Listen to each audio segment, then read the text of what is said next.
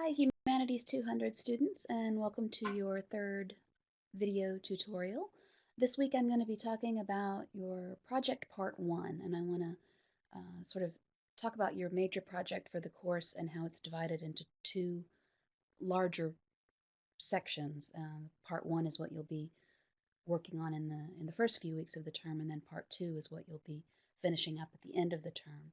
So I wanted to dive in and speak particularly about part 1, but also give you just a general overview so you can be thinking about what's coming up in the weeks ahead and what you need to be focusing on and sort of what that end goal is as far as the whole project. So you've got the part 1 and the part 2, of course. Your project part 1, you already did one step of it last week with week 2, and at that point you chose your two artifacts that you're going to be comparing and contrasting and looking at in your final project and the theme that they share, so that big idea or the main theme that they have in common. That was your sort of 1 to 2 pages introduction to your project so that your instructor can take a look at it, give you some feedback, make sure you're going in the right direction. Next week, in week 4, you're going to be completing what is considered a rough draft of the exploration document. The exploration document is sort of the main part of this project part 1 in the first part of the term, again, to help make sure you're on the right track as far as your overall direction goes and your instructor can give you some feedback on it. So week 4, you've got a rough draft of this exploration document, and then in week 6, you'll have the final version of it due. So once again, after you complete the rough draft next week, you can get some feedback from your instructor and work on revisions and any corrections that might need to be made before you submit that final version of it in week 6. Then later on in the term, and we'll talk more about this as we get closer to it, the final steps of your project will include writing up speaker's notes for a presentation, and then in week 8, the actual final presentation itself, which can be a PowerPoint or a Prezi presentation, and you'll have slides. You'll be presenting it to a particular audience. We'll talk more about choosing that audience and so forth. So that's sort of the end goal of your project. And again, I want to focus right now particularly on project part 1 because you've gone through that very first step of it in terms of choosing your artifacts. And then I want to talk about what's going to be due next week in week 4. So last week when you chose those two works of art and their shared theme, and you had a 1 to 2 page paper to turn in for that. Basically what you did was describe your two works of art, identifying who those artists were or the authors depending on what genre or medium you're using. And you talk about the common theme, the theme that they share, the reason why you're comparing those two side by side.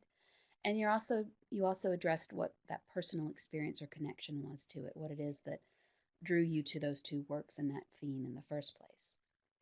Then this week, in week 4, the exploration document, the rough draft of it, will start out with those same 3 elements. So you've already got a good part of it done, and once you get your feedback from your instructor on that submission from last week, you may be able to just go right ahead with what you've already got. You've got that first section of your rough draft done.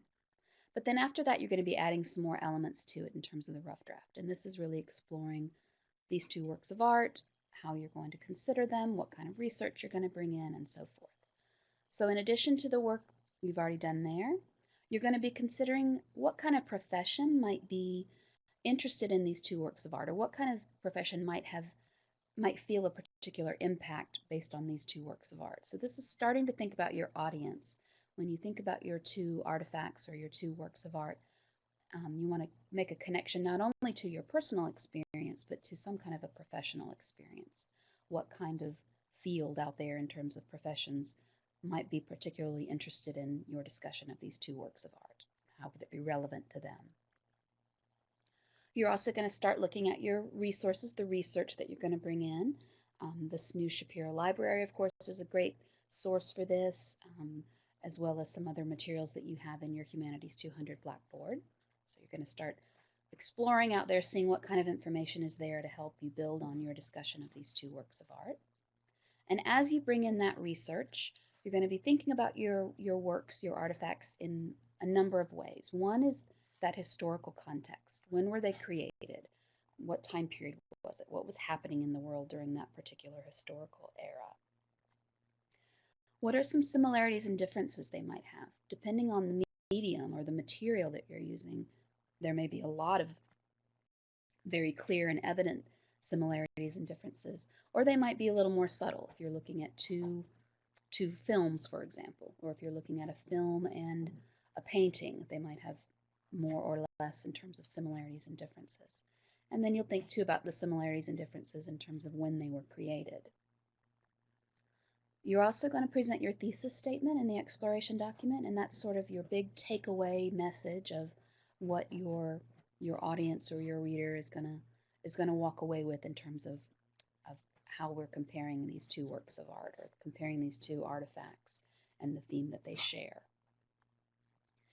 And all throughout, of course, you want to think about your audience, but as in a part of this rough draft, you're going to particularly focus on who this audience might be. Would it be some of your fellow classmates? Would it be someone who is working in the field that you're considering as far as the profession that's connected to this work? You're going to ask yourself who this audience might be. Is it someone who has a lot of experience or information about the humanities and the arts, or is it someone who might have very little in terms of an introduction to that area of study? So that's going to help affect the way you present your ideas. And along with that, it's helping you tailor your message to that particular audience.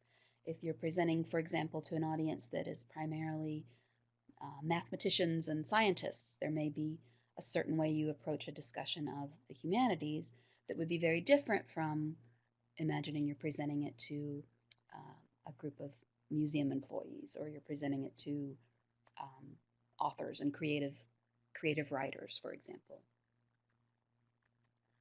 And then at the end of your document, of course, you want to have a reference list for those research sources that you've selected, and you want to follow APA format. So this is the sort of the general outline of what you're going to be doing in this rough draft. And again, remember, in week 4, you're submitting it as a rough draft with all these elements in there as thorough as you possibly can. But again, it's an opportunity for your instructor to give you feedback and point out any areas that might need some revision or some polishing.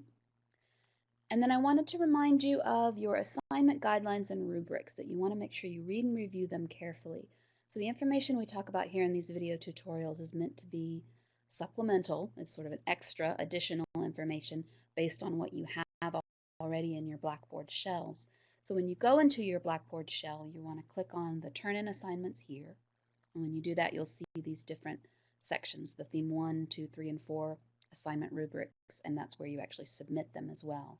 When you click on those different links, that will pull up those rubrics for you. So the rubrics are where you're going to answer all those questions about how long does this document have to be, what kind of things do I need to include in it, how is it actually going to be graded, what's my instructor looking for specifically, so you can check